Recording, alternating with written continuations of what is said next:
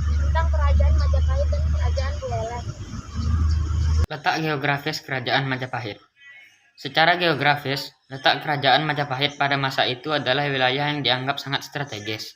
Letak Kerajaan Majapahit itu sendiri berada pada daerah lembah sungai yang luas, yakni di antara Sungai Berantas dan Bengawan Solo, yang diikuti wilayahnya yang termasuk Anak Sungain dan sampai ke hulu. Letak geografis Kerajaan Buleleng. Kerajaan bercorak Hindu ini terletak di Bali bagian utara, tepatnya di Singaraja. Letak yang strategis dengan jalur perdagangan dan pelayaran, berlokasi di pesisir Buleleng yang menyebabkan padatnya kapal komersial dari Sumatera dan Jawa. Ciri khas wilayah Buleleng terbagi menjadi dua, yaitu dataran rendah di utara dan dataran tinggi di selatan. Sumber sejarah Kerajaan Majapahit. Kitab Negara Kertagama karangan Empu Prapanca. Negara Kertagama berarti negara dengan tradisi agama yang suci. Kitab ini sebetulnya tidak ditentukan dalam kakawin Negara Kertagama, sebab Empu Prapanca menyebut karyanya dengan judul Dewa Cawartnana, yang berarti uraian mengenai desa-desa. Kitab ini berisi tentang istilah Raja-Raja Majapahit, keadaan kota raja, candi makam raja, upacara serada, wilayah kerajaan Majapahit, dan negara-negara bawahan Majapahit. Empu Prapanca merupakan nama samaran dari Dang Acarya Nandera, mantan petinggi urusan agama Buddha kerajaan. Kedua ada Kitab Pararaton. Kitab ini terdiri dari 32 halaman saja. Naskah Pararaton adalah kitab sastra Jawa pertengahan yang kemudian diubah dalam bahasa Jawa kuno dengan ukuran seperti folio dan terdiri dari 1126 baris. Isi dari Kitab Pararaton adalah tentang sejarah dari raja-raja yang pernah memimpin Majapahit dan kerajaan Singasari di wilayah timur, dan belum diketahui siapa gerangan yang menulis kitab ini. Ketiga ada Kitab Usaha Jawa. Kitab ini mengisahkan tentang perjuangan Mahapati Gajah Mada dan Arga Damar untuk menaklukkan Pulau Bali. Pasalnya Mahapati Gajah Mada dan Arya Damar harus menghadapi patih dan menteri tertinggi yang memiliki kesaktian besar tingkat tinggi, yaitu Patih Ki Kebo Iwa dan Ki Pasungrigis. Selain dari kitab-kitab, terdapat juga sumber sejarah dari sebuah candi. Pertama ada Candi Tikus. Candi ini pertama kali ditemukan tahun 1914 oleh Bupati Mojokerto saat itu, Hera Kromodjo. Para ahli memperkirakan candi ini sebagai peninggalan Kerajaan Majapahit pada abad ke-4 di pemerintahan Hayam Wuruk. Candi ini diperkenalkan sebagai tempat mandi raja-raja dan upacara tertentu yang dirayakan dalam kolam-kolam candi. Candi ini dianggap sebagai simbol Gunung Meru dengan puncak utama yang dikelilingi 8 puncak lebih kecil. Kedua, ada Candi Penataran. Di hal Candi Penataran ditemukan prasasti Palah Berangka 1119 Saka atau 1197 Masehi. Angka tahun tersebut diperkirakan mengaku pada awal pembangunan kompleks Candi Penataran sebagai tempat pemujaan. Ketiga ada Candi Jabung. Candi ini ditemukan di desa Jabung Candi, Paliton, Probolinggo, Jawa Timur. Dalam Kitab Pararaton, candi ini disebut Syajabun, tempat pemakaman Bragundal, salah seorang keluarga raja. Selain dari candi-candi, terdapat juga gapura, prasasti, dan kronik. Pertama ada Gapura Bajang Ratu, terletak di Duku Keraton, Desa Temen, Trawulan, Mojokerto, Jawa Timur. Gapura merupakan pintu untuk keluar masuk, baik yang beratap atau tidak. Nah, Gapura Bajang Ratu memiliki bentuk pada raksasa, yaitu bangunan berupa pintu gerbang dengan atap menyatu. Gapura ini diperkirakan berasal dari abad ke-14. Setelah itu ada Prasasti Butak, mengisahkan peristiwa keruntuhan Singasari dan perjuangan Raden Wijaya untuk mendirikan Majapahit. Ada Kronik Yingye menceritakan tentang keadaan masyarakat dari kota Majapahit tahun 1418 Masehi. Setelah itu ada Kronik Dinasti Ming, menceritakan tentang struktur dan filsafat Majapahit pada tahun 1368 sampai 1643 Masehi. Sumber sejarah Kerajaan Buleleng. Pertama ada Prasasti Belanjong. Prasasti ini dikeluarkan oleh seorang raja Bali yang bernama Sri Kesan Warmadewa.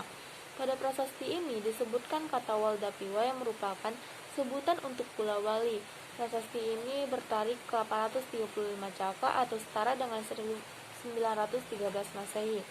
Ditemukan di dekat Banjar Belanjong, Desa Sanur Kau di daerah Sanur di Pasar Bali. Prasasti ini bertuliskan dua macam huruf, yaitu huruf Pranagari dan bahasa Bali kuno. Kedua ada prasasti Penempahan dan Malat Gede. Kedua prasasti ini ditulis pada bagian para bulan gelap Faliguna 835 Masehi atau bulan Februari 913. Ketiga ada Pura Tirta Empul. Pura Tirta Empul terletak di daerah Tampak Siring, Bali, dibangun pada tahun 976 Masehi oleh Raja Sri Candabaya Warmadewa. Pura ini digunakan beliau untuk melakukan hidup sederhana lepas dari ketertarikan dunia materi. Terakhir ada Pura Penegel Dharma. Pura Penegel Dharma didirikan pada 915 Masehi. Keberadaan pura ini berkaitan dengan sejarah panjang Uragrasena, salah seorang anggota keluarga Raja Mataram I, dan kedatangan Mahasri Markandaya di Bali. Sistem pemerintahan Kerajaan Majapahit. Kerajaan Majapahit berpusat di Jawa Timur pada abad 14 sampai dengan 15 Masehi.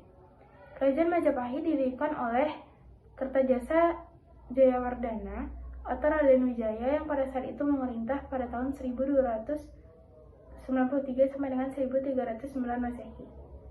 Ia mempunyai tugas untuk melanjutkan kemegahan Singasari yang saat itu hampir runtuh. Raden Wijaya dibantu oleh Arya Wirarja, seorang penguasa Madura. Pada masa pemerintahan Raden Wijaya, ia mengalami pemberontakan yang dilakukan oleh sahabat-sahabatnya yang pernah mendukungnya untuk mendirikan kerajaan Majapahit. Setelah Raden Wijaya wafat, ia digantikan oleh anaknya yang bernama Jayanegara yang pada saat itu memerintah pada tahun 1309 sampai dengan 1328 Masehi. Jayanegara dikenal sebagai raja yang tidak bijaksana dan suka bersenang-senang. Kondisi inilah yang menyebabkan pembantu-pembantunya melakukan pemberontakan. Pemberontakan yang paling berbahaya adalah pemberontakan Kuti. Jayanegara dibantu oleh Gajah Mada dengan menyusun strategi dan mampu mengalahkan pasukan Kuti. Atas jasa-jasanya, Gajah Mada diangkat sebagai patih Kahuripan dan patih Kediri. Kerajaan Majapahit penuh dengan intrik politik dari dalam kerajaan itu sendiri. Kondisi yang sama juga terjadi menjelang keruntuhan Majapahit. Masa pemerintahan Gayatri, yang pada saat itu memerintah dari tahun 1328 sampai dengan 1350 Masehi, adalah pembentuk kemegahan kerajaan. Gayatri di Majapahit sampai kematian ibunya pada tahun 1350. Ia digantikan oleh putranya yang bernama Hayam Wuruk. Pada masa Hayam Wuruk inilah Majapahit berada di puncak kejayaannya. Hayam Wuruk disebut juga dengan Rajasa Negara. Ia memerintah Majapahit dari tahun 1350 sampai dengan 1389 Masehi. Pada masa pemerintahan Raja Hayam Wuruk dan Patih Gajah Mada, Majapahit mencapai zaman keemasan. Wilayah kekuasaannya sangat luas, sehingga Muhammad Emin menyebut Majapahit dengan sebutan negara nasional kedua di Indonesia. Dan di bawah pemerintahan Hayam Wuruk, Majapahit mengalami kemajuan di berbagai bidang. Tetapi itu tidak berlangsung lama, karena sepeninggalan Raja Hayam Wuruk, kondisi kerajaan semakin melemah, sampai pada akhirnya Majapahit dikuasai oleh Kerajaan Demak. Sistem pemerintahan Kerajaan Buleleng. Kerajaan Buleleng berpusat di Bali Utara pada pertengahan abad ke-17. Kerajaan ini didirikan oleh I Gusti Yang Lurah Panjasakti. Pada awal didirikannya, kerajaan ini mampu berkembang pesat dan bahkan mencapai masa kejayaannya. I Gusti Yang Lurah Panjasakti atau Ki Barak Panjasakti memerintah dari tahun 1660 sampai dengan 1657 Masehi. I Gusti Yang Lurah Panjasakti tidak hanya menjadi pendiri dan raja pertama yang berkuasa, tetapi ia juga berhasil membawa kerajaan Buleleng menikmati masa kejayaannya. Pada masa pemerintahannya, kekuasaannya meluas sampai ke Blambangan di ujung Jawa Timur. Selain itu, kerajaan Buleleng juga memiliki bandar dagang.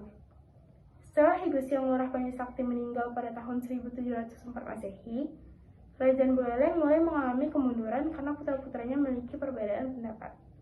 Pada tahun 1732 sampai dengan 1752 Masehi, Buleleng berada di bawah kekuasaan kerajaan Mengli.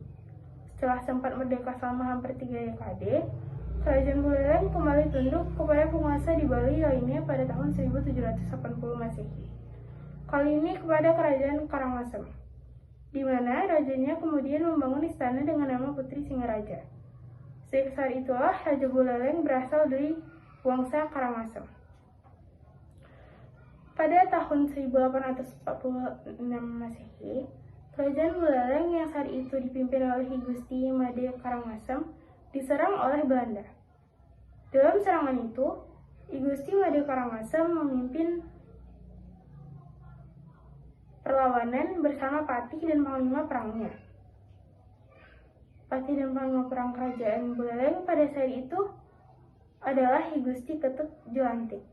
Pada tahun 1848 Masehi, Kerajaan Buleleng kembali mendapat serangan Angkatan Laut Belanda.